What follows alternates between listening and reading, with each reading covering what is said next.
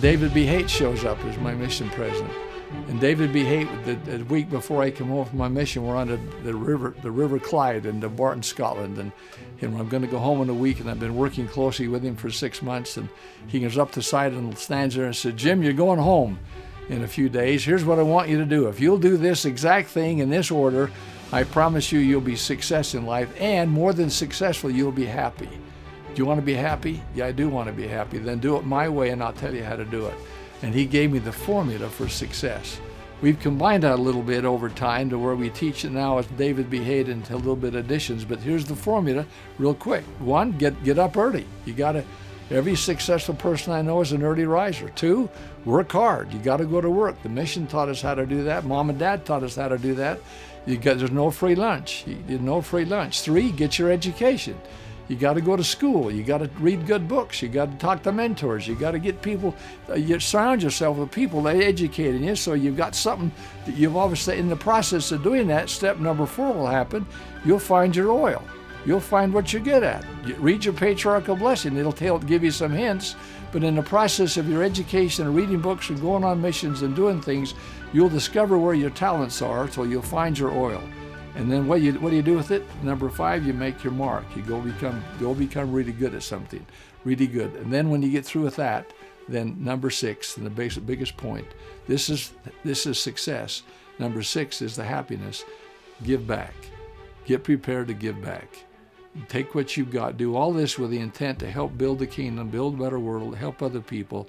If you do all of this with the intent to make you look good and make you successful, and it's all for me so I have more things, then all it'll do is Book of Mormon 101 steps in, and I become prideful, and my very success will destroy me. He said, but do this with the intent to help others, and you'll stay humble enough that probably you'll make it in this life. But you got to do this. Heavenly Father wants you to be successful, but you do it with the intent to build a better world, build a better kingdom, help other people. So that's a great lesson I learned on my mission from my first zone leader, priest, from Marion Tree that got me there, priest, and then all of a sudden from a future apostle who taught me the purpose of why we're doing all these things in life and why we're trying to be successful. I came home with that confidence that I knew I had a plan now. Heavenly Father had given me the plan through my mission, through David Haight, to know how to go make that happen. And so then we end up in California. We finally decided in 1978, after 11 years of working, putting the formula to work, we had all this stuff now, we're being successful. And I go to David Haight's office one day as an apostle now, and I say, should we really go do this? I'm a bishop, and I'm a Chamber of Commerce president, and all this stuff we got. Should I really leave all that and go off on this little mini mission to teach seminary in Simi Valley, California? He says, remember the formula. And I said, yes. And he said, then go do it. He said, that's what you're supposed to do, is go help build the kingdom. And so we took off to California. In the process of that, we ran into another man, talking about mentors again, another man named Heirloom Smith, who was a young mission president of Ventura Stake, Ventura Mission, and I was now stake president eventually in Simi Valley. And so I meet this man, and eventually he comes to Virginia and helps train our missionaries, and then we come back from our mission. He says, would you come and help me build this little company? And so we do. We go help this little company called Franklin International Institute, eventually Franklin Quest, eventually Franklin Covey. And we start from scratch in 1989. And in 1992, we go public. In 1994, it's $1 billion company. Now, I tell you that because it was so fun to help build that company, but it was built around the program of what Heirloom Smith, the great-great-grandson of the Heirloom Smith, and one of the most proficient speakers and communicators and trainers on the planet. And he, in fact, he's in the process of dying right now. He's in the last few months of his life with a serious stage 4 cancer. But he invited me to come and help build this company. But the reason I want to share the story is because he taught me one of the great lessons of life.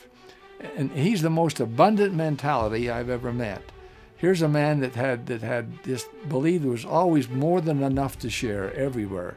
Every single secretary, every single person that helped him build that company up to that 1992 when he went public on Wall Street, Every single person that helped him do that had received along the way a few shares of stock that when Merrill Lynch took us public multiplied 80 times, and $16 went to $40, and eventually every one of those people became millionaires just from the abundant mentality of one person who believed that he had enough that he could help everybody else to get there too.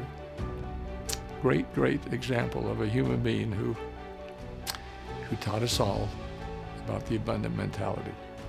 And I be forever grateful because it works. The program really works. We really do. Heavenly Father wants us to be successful, step 1 through 5, with the intent to give back and to help other people. And the more success we have here with our time or our talents or our treasure, any one or all three of those are things that we have that if we make them work and then give back and produce this abundant mentality to help the rest of the world also learn how to be successful.